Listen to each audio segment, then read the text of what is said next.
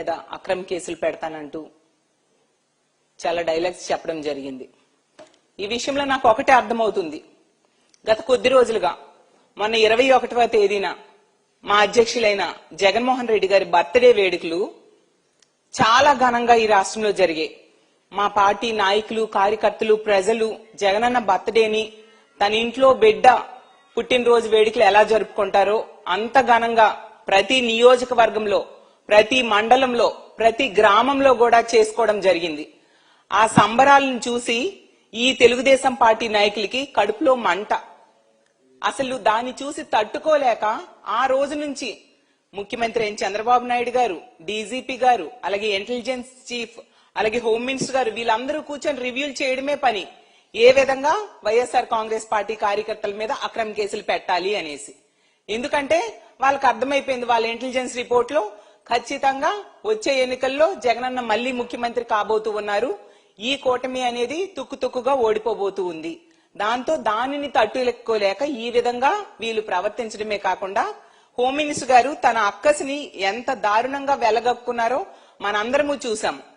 Jagananna birthday function లో కార్యకర్తలు కొన్ని దగ్గరలో జంతు బలులు ఇచ్చారని చెప్పి ఆవిడ చెప్పారు. ఒక్కొక్కరు ఒక్కొక్క విధంగా తమ అభిమానాన్ని తమ నాయకుడి మీద చూపించుకుంటారు. అందులో తప్పేముంది? అలా అయితే బాలకృష్ణ గారి సినిమా రిలీజ్ అప్పుడు జంతు బలులు ఇవ్వలేదా? మరి అప్పుడు ఎందుకు మీరు మాట్లాడలేదు హోంమంత్రి గారు నేను అడుగుతూ ఉన్నాను. అలాగే పవన్ కళ్యాణ్ గారి సినిమా రిలీజ్ ఫంక్షన్ లో మనం చూసాం, థియేటర్ నే కాల్చేశారు అతని అభిమానులు. మరి అప్పుడు ఎందుకు మీరు మాట్లాడలేదు? అలాగే ఓజీ సినిమా రిలీజ్ అప్పుడు కత్తులు చూపించారు కదా, అప్పుడు మీరెందుకు మాట్లాడలేదు? అంటే మీకు ఒక న్యాయం, మాకొక న్యాయమా? ఈ రాష్ట్రంలో ఒక్కొక్కరికి ఒక్కొక్క రాజ్యాంగం వర్తిస్తుందా? వైఎస్ఆర్ కాంగ్రెస్ పార్టీ వాళ్ళకి ఒక రాజ్యాంగం, తెలుగుదేశం పార్టీ వాళ్ళకి ఒక రాజ్యాంగం, జనసేన వాళ్ళకి ఒక రాజ్యాంగం, బీజేపీ వాళ్ళకి ఒక రాజ్యాంగం. నిజంగా జంతు బలుల నిషేధము అయితే మీరు అదొక రూల్ పాస్ చేయండి, అప్పుడు ఎవరూ చేయరు. అంతేగాని ఈ విధంగా వ్యవహరించడం అంటే మీరు అక్రమ కేసులు పెట్టడం కోసం, కక్ష సాధింపులు చేయడం కోసం ఈ విధంగా పుట్టినరోజుల వేడుకల్ని సాకుగా చూపించడం ఎంతవరకు సమంజసమని నేను అడుగుతూ ఉన్నాను. అలాగే హోంమంత్రి గారు చెప్తూ ఉన్నారు, ఇక్కడ ఉన్నది సిబిఎన్ అంటూ ఇలా ఇష్టం వచ్చినట్టుగా ఏదేదో మాట్లాడారు. హోంమంత్రి గారికి నేను ఒకటే చెప్తున్నాను, మీకు నచ్చింది చేసుకోండి, ఏం చేసుకుంటారో చేసుకోండి. కానీ రానున్న కాలంలో ఖచ్చితంగా ఎన్నికలు వచ్చినప్పుడు మళ్ళీ మా వైఎస్ఆర్ కాంగ్రెస్ పార్టీ వస్తుంది. మీ అందరికీ తగిన రిటర్న్ గిఫ్ట్ ఇవ్వడానికి సిద్ధంగా ఉన్నాం. ఎన్ని అక్రమ కేసులు పెట్టుకుంటారో పెట్టుకోండి. మా కార్యకర్తలు ఎవ్వరూ కూడా కొంచెం కూడా భయపడే ప్రసక్తి లేదు. మీరిప్పుడు కక్ష సాధింపులు చేస్తూ ఉన్నారు, అన్నింటికి రిటర్న్ గిఫ్ట్లు వస్తాయనే విషయం గుర్తుంచుకోండి. మీరు సెంటీమీటర్ చేస్తే మేము కిలోమీటర్ దానికి రిటర్న్ గిఫ్ట్ ఇస్తామనే విషయాన్ని కూడా గుర్తుంచుకోవాల్సిందిగా తెలియజేస్తూ ఉన్నాను. అలాగే హోంమంత్రి గారికి నేను ఒకటే చెప్తున్నాను, ఏవేవో మాట్లాడారు మా కార్యకర్తల గురించి, రోడ్డు మీద నడిపిస్తాము ఇలా అంటూ చాలా మాట్లాడారు కదా. అమ్మా, మీరు ఒక అసమర్థ హోంమంత్రి. నిజంగా మీరు చేయాల్సిన బాధ్యత చేయకుండా ఈ విధంగా కక్ష సాధింపు చర్యలు చేయడానికి, అలాగే మా జగనన్నను తిట్టడానికి మాత్రమే మీకు హోంమంత్రి పదవి ఇచ్చారని ప్రతి సందర్భంలో కూడా నిరూపించబడింది. నిజంగా మీరు చేతనైతే, మీకు దమ్ముంటే, మీకు ఇప్పుడు ఈ రోజు మీరు హోంమంత్రిగా ఉన్న ఈ రాష్ట్రంలో కూటమి ప్రభుత్వం అధికారంలోకి వచ్చాక మీ హోంశాఖ 36వ స్థానానికి హోంశాఖ పనితీరు దిగజారిపోయింది. నిజంగా సిగ్గుపడాలి. ఆ ర్యాంక్ ని 20వ స్థానానికో 15వ స్థానానికో తెచ్చుకోవడానికి ప్రయత్నించండి. అది మానేసి మా కార్యకర్తల మీద, మా నాయకుల మీద అక్రమ కేసులు పెట్టడం మీద ఎలాగా అనేసి దృష్టి పెట్టడం కాదు. అలాగే తీసుకుంటే మొన్ననే ఈ రోజు చూసాం, కుప్పంలో ఒక వివాహిత మహిళను 3 యువకులు రేప్ చేయడం జరిగింది. 10 రోజుల తర్వాత ఆ సంఘటన వెలుగులోకి వచ్చింది. వాళ్ళు బెదిరించడం వలన కనీసం కంప్లైంట్ కూడా ఇచ్చే స్వేచ్ఛ లేని పరిస్థితి. ఈ రోజు ఆమె భర్త పోలీస్ స్టేషన్ లో కంప్లైంట్ ఇవ్వడం జరిగింది. మరి ఆ దుర్మార్గుల్ని శిక్షించడం మీద మీరు దృష్టి పెట్టండి. అది మానేసి మా కార్యకర్తల్ని ఏ విధంగా అక్రమ కేసుల్లో అరెస్ట్ చేయాలని కాదు. అలాగే తీసుకుంటే ఈ రోజు నెల్లూరులో టీడీపీ కార్యకర్తలు రౌడీల్లా కొట్టుకున్నారు. వాటి మీద మీరు దృష్టి పెట్టాల్సిందిగా కోరుతున్నాను. మీకు నిజంగా దమ్ముంటే వాళ్ళని అరెస్ట్ చేయండి.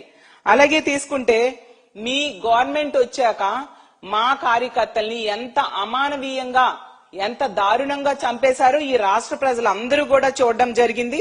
అలాగే అలా అలా ఘోరంగా నరికేసిన వాళ్ళని అరెస్ట్ చేయడానికి శిక్షించడం మీద మీ పవర్ ను ఉపయోగించండి. నిజంగా మీరు ఎంత అసమర్థ హోంమంత్రి అంటే మీ తోటి మంత్రి అయిన సంధ్యారాణి గారి పిఏ అతని మీద ఒక మహిళ, ఒక ప్రభుత్వ బీసీ మహిళ, ఆమె ఒక ప్రభుత్వ ఉద్యోగిని,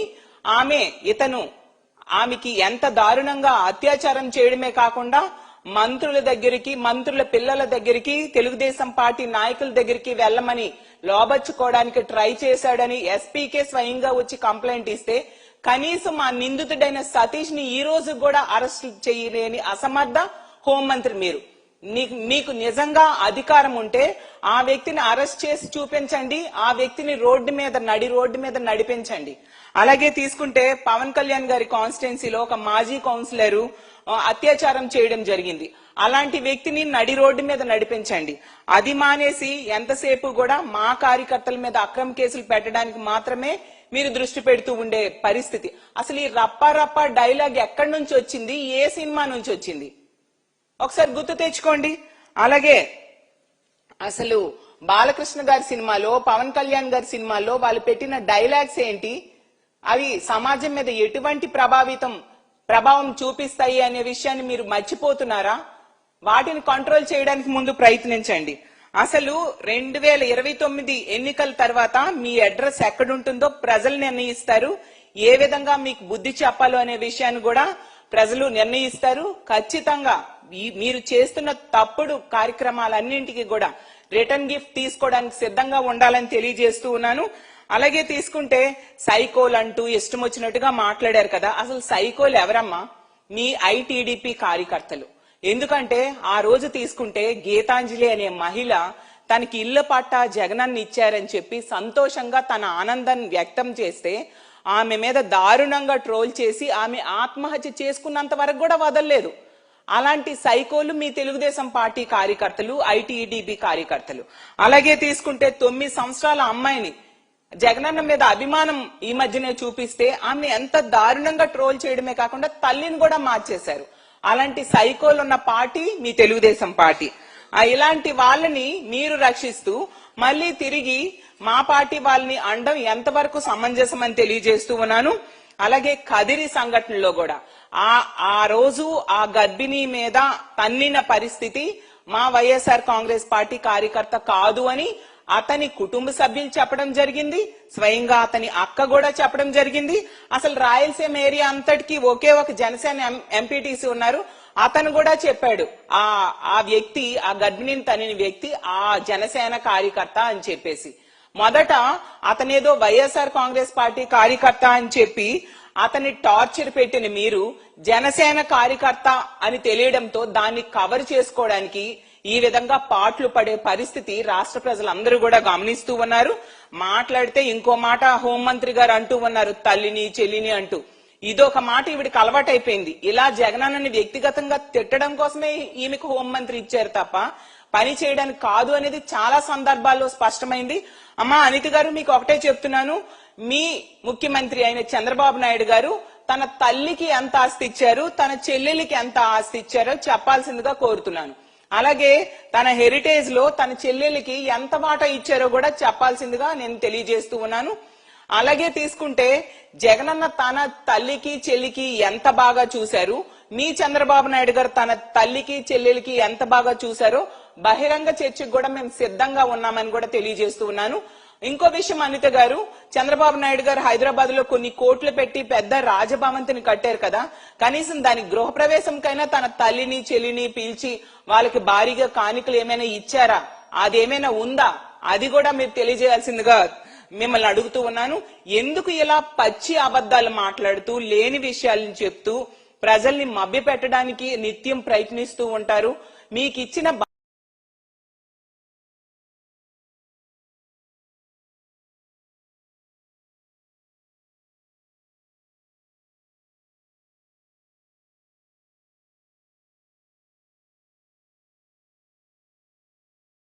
నాయుడు గారు తన తల్లికి ఎంత ఆస్తి ఇచ్చారు, తన చెల్లెలికి ఎంత ఆస్తి ఇచ్చారో చెప్పాల్సిందిగా కోరుతున్నాను. అలాగే తన హెరిటేజ్ లో తన చెల్లెలకి ఎంత వాటా ఇచ్చారో కూడా చెప్పాల్సిందిగా నేను తెలియజేస్తూ ఉన్నాను. అలాగే తీసుకుంటే జగనన్న తన తల్లికి చెల్లికి ఎంత బాగా చూశారు, మీ చంద్రబాబు నాయుడు గారు తన తల్లికి చెల్లెలకి ఎంత బాగా చూశారో బహిరంగ చర్చకు కూడా మేము సిద్ధంగా ఉన్నామని కూడా తెలియజేస్తూ ఉన్నాను. ఇంకో విషయం అనిత గారు, చంద్రబాబు నాయుడు గారు హైదరాబాద్ లో కొన్ని కోట్లు పెట్టి పెద్ద రాజభవంతిని కట్టారు కదా, కనీసం దాని గృహప్రవేశంకైనా తన తల్లిని చెల్లిని పిలిచి వాళ్ళకి భారీగా కానుకలు ఏమైనా ఇచ్చారా, అదేమైనా ఉందా, అది కూడా మీరు తెలియజేయాల్సిందిగా మిమ్మల్ని అడుగుతూ ఉన్నాను. ఎందుకు ఇలా పచ్చి అబద్ధాలు మాట్లాడుతూ లేని విషయాలను చెప్తూ ప్రజల్ని మభ్య పెట్టడానికి నిత్యం ప్రయత్నిస్తూ ఉంటారు? మీకు ఇచ్చిన బాధ్యత ఏంటి? అసలు మీ కూటమి ప్రభుత్వానికి 164 సీట్లు ప్రజలు ఇచ్చారు. ఈ రోజు శాంతి భద్రతలు గాలి కొదిలేయడం, అలాగే ఇచ్చిన హామీలు ఏ ఒక్కటి నెరవేర్చకపోవడం వలన ప్రజలందరూ కూడా మళ్ళీ వైఎస్ఆర్ కాంగ్రెస్ పార్టీ రావాలి అధికారంలోకి, జగనన్న ముఖ్యమంత్రి కావాలని బలంగా ఈ రోజు కోరుకుంటూ జగనన్న పుట్టినరోజుని ఒక పండగలా జరుపుకున్నారు ఈ రాష్ట్ర వ్యాప్తంగా. దాన్ని చూసి తట్టుకోలేక, అలాగే మీ ఇంటెలిజెన్స్ రిపోర్ట్స్ అన్నింట్లో కూడా మళ్ళీ జగన్మోహన్ రెడ్డి గారి ముఖ్యమంత్రి అవుతారు అని రావడంతో దాన్ని చూసి తట్టుకోలేక కడుపు మంటతో ఈ విధంగా మా వైఎస్ఆర్ కాంగ్రెస్ పార్టీ కార్యకర్తల మీద అక్రమ కేసులు పెట్టడానికి మీరు దృష్టి పెట్టారు. ప్రజలు దీన్ని గమనిస్తూ ఉన్నారు. మనం ఉన్నది ప్రజాస్వామ్య దేశంలో, ప్రజలకి రాజ్యాంగం కొన్ని హక్కులు ఇచ్చింది. ఆ హక్కులను కూడా ఈ రోజు కాలరాస్తూ రెడ్ బుక్ రాజ్యాంగం అమలు మీద దృష్టి పెట్టారు తప్ప ఎక్కడా కూడా అంబేద్కర్ రాజ్యాంగం అమలు కాని పరిస్థితి రాష్ట్రంలో నెలకొని ఉంది. ముందుగా మీరు చేయాల్సిన పని, మన ర్యాంక్ ని 36వ ర్యాంక్ అని కేంద్ర హోంశాఖ నివేదిక ఇచ్చింది కదా, దాన్ని తగ్గించడానికి ప్రయత్నించండి. రెండోది, అమిత్ షా గారు లెటర్ రాశారు కదా మొన్న చంద్రబాబు నాయుడు గారికి, మన ఎమర్జెన్సీ కాల్ సెంటర్ 112 కాల్ చేస్తే 26 నిమిషాలు పడుతుంది అని చెప్పారు కదా, మీరు తగ్గించుకోండి. నేషనల్ యావరేజ్ అది 18 నిమిషాలుగా ఉంది. గతంలో జగన్మోహన్ రెడ్డి గారి టైంలో కేవలం 3 నుంచి 5 నిమిషాల్లో ఎమర్జెన్సీ కాల్ సెంటర్ కాల్ చేస్తే పోలీసులు వచ్చి వాళ్ళని రక్షించేవారు. ఈ రోజు ఇలాంటి దారుణమైన పరిస్థితులు ఉన్నాయి. ఆ ఎమర్జెన్సీ కాల్ సెంటర్ కి కాల్ చేస్తే పోలీసులు అటెండ్ అయ్యే టైం ని కూడా తగ్గించుకొని ఈ రాష్ట్రంలో ఉన్న మహిళలకి ప్రజలకి రక్షించడం మీద మీరు దృష్టి పెట్టాల్సిందిగా కోరుతున్నాను. అలాగే మీ చంద్రబాబు నాయుడు గారి సొంత సర్వేలో కూడా మీ హోంశాఖ డీ ఫంక్షనింగ్ అని వచ్చింది. నిజంగా ఇంత దారుణంగా హోంశాఖ బాధ్యతల్ని గాలి కొదిలేసి మా జగనన్నని, జగనన్న కుటుంబ సభ్యుల్ని తిట్టడం మీదే మీరు దృష్టి పెడుతూ ఉన్నారు. ఎప్పటికైనా బుద్ధి తెచ్చుకొని రాష్ట్రంలో శాంతి భద్రతల పరిరక్షణ మీద దృష్టి పెట్టండి అని తెలియజేస్తూ ఉన్నాను. మీరు ఎన్ని అక్రమ కేసులు పెట్టినా మా వైఎస్ఆర్ కాంగ్రెస్ పార్టీ కార్యకర్తలు ఒక ఇంచ్ కూడా భయపడని పరిస్థితి. రానున్న రోజుల్లో మళ్ళీ మా జగనన్నని ముఖ్యమంత్రి చేసుకుంటాం. ఈ రాష్ట్రంలో సుపరిపాలన ఎలా ఉంటుందో కూడా మేము చూపించబోతున్నామని తెలియజేసుకుంటూ సెలవు తీసుకుంటున్నాను.